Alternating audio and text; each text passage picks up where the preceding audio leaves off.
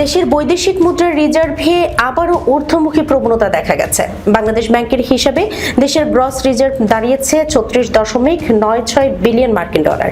একই সময়ে আন্তর্জাতিক মুদ্রা তহবিলের হিসাব পদ্ধতি BPM6 অনুযায়ী রিজার্ভ দাঁড়িয়েছে ৩২.15 বিলিয়ন ডলার।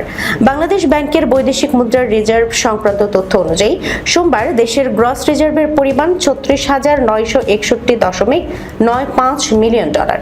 আর BPM6 পদ্ধতিতে রিজার্ভের পরিমাণ ৩২,১৪৫.৯২ মিলিয়ন ডলার।